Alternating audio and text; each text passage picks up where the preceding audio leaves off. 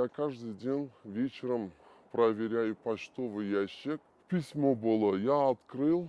Наш сын оформлял в феврале микрозайм на 30 тысяч.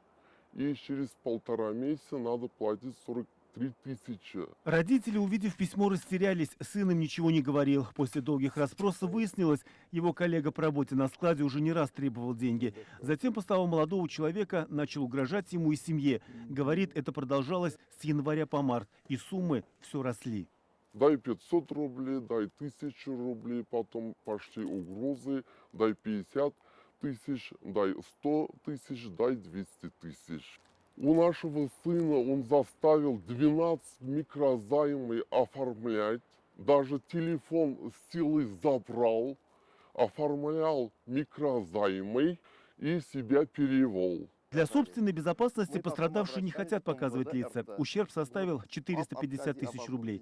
Собрав банковские выписки и другие доказательства, семья обратилась в полицию. Сын тоже не хотел обращаться в полицию. Я с супругой оформляли кредит.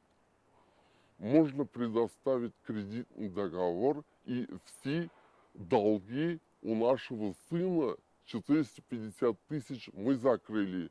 Сейчас я и моя супруга в течение 5 лет мы будем платить кредит. Как оказалось, парень не единственный пострадавший. В полиции получили заявление еще от 4 татарстанцев. Подозреваемого задержали. С аналогичными заявлениями в полицию обратились еще 4 казанца.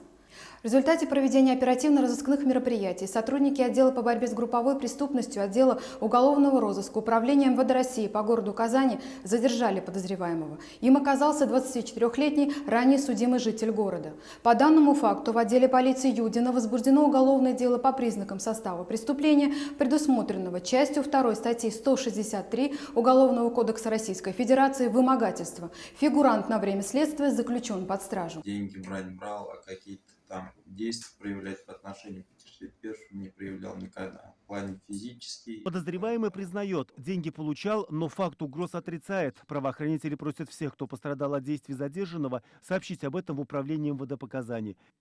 Радик Фархулин, Лина Зинатульна, Алена Струбинская, Андрей Ключников, ТНВ Казань.